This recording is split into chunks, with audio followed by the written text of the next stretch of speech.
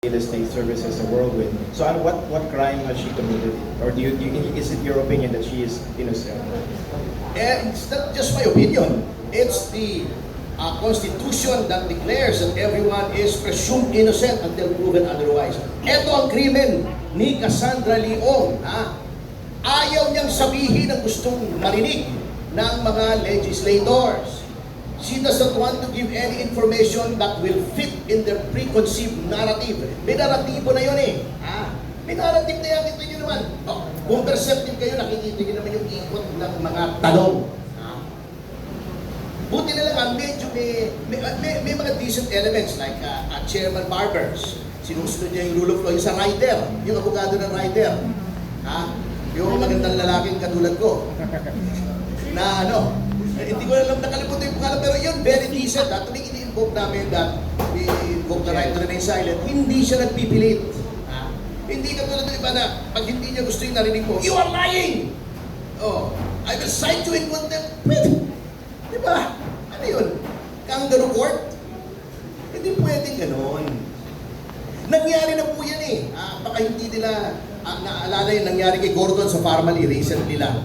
Alam niyo si Gordon, grabe gusto namin makita si Twinkle Dargani who's detained. Alam mo ang sagot sa amin ni Gordon?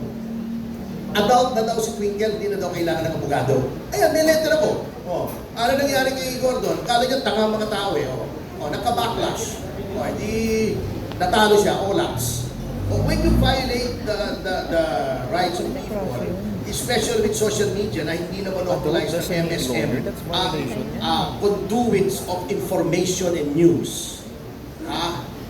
Ingat-ingat ka kasi matalino mga tao yan at ang dami ng alternative sources of news. Hindi na nakokontrol.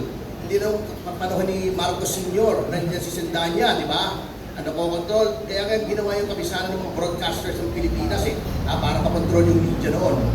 Voluntary naman yan. Kaya ang daming nag-aalisan sa KBP. At Channel 7 umalis, di ba?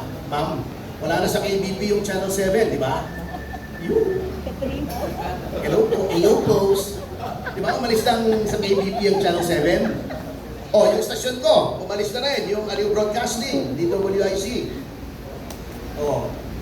Ang democratized na ang sources of information, kaya hindi na po ma-manipulate at nakikita yan ng mga tao kung sinong matino, kung sinong hindi. Sino matino katulad ni Director Santiago, ni Ace Barbers, sino yung mga nagpa-violate ng rights. Kita na po natin yan. Kaya kita nyo, si Marcos, kahit anong manipulation, olats. Olats.